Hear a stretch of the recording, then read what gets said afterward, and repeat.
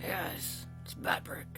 Welcome to Storytime with Batbrick. Story for today, Rustler's Trail. This is not a prelude.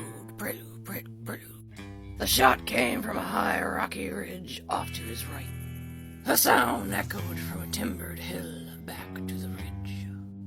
Timothy Higgins heard the lead slug hit the fork of his saddle before he heard the shot. He bailed off his horse so fast, his right spur hooked over the pack horse's lead rope, and he fell off. That has saved his life, or the life of his saddle horse. Which one? When he fell under the horse, something the animal wasn't used to. And it jumped sideways, wheeled, and ran back the way they had come, back into the timber. Another bullet screamed off a granite boulder, where the horse had been. The pack horse. Your hand is in the way. Sorry. A gray gelding named Spook turned around but didn't follow the saddle horse. Tim stayed down, flat. He crawled to the edge of the sagebrush, away from the creek, where he hoped he wouldn't be a good target, or a bad one. Looking back, he hissed like a snake. It doesn't say that. Get off my horseback, Fuego. He hissed through clenched teeth. Get out of here, you fucking fool. It doesn't say that. Get out of here, you fool. Spook. I like that name. Had his head up, watching the other horse disappear. Get! Tim yelled. He took off his hat and threw it at the horse. I think that's some sort of animal brutality. Trying to stampede the animal. Oh, okay. It worked. Spook saw the hat flying at his head, snorted like a freight train, ducked backward, and took off after his buddy.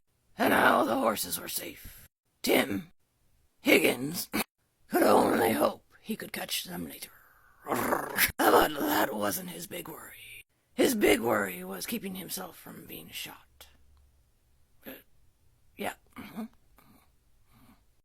He crawled on his belly like a snake.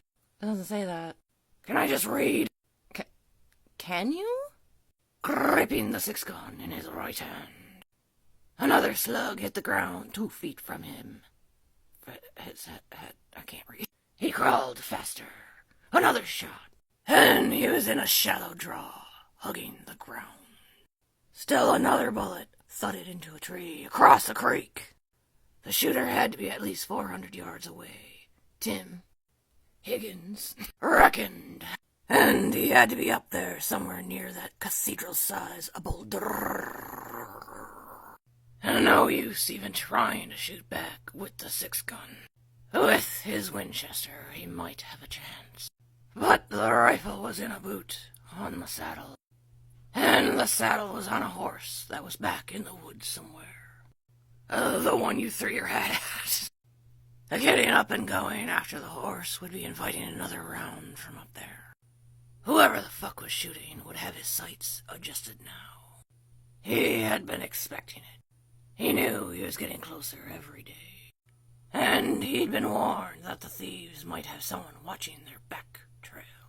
The closer he got, the more likely it was that he would be in some cattle rustler's gun sights.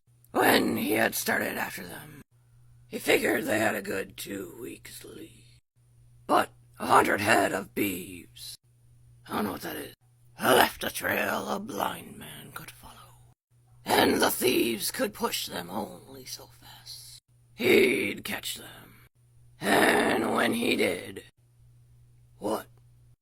He didn't fucking know what. But catch them he would. Or never fucking go home again. To be continued. Like, share, and subscribe. And donate a egg or two to put in my skillet.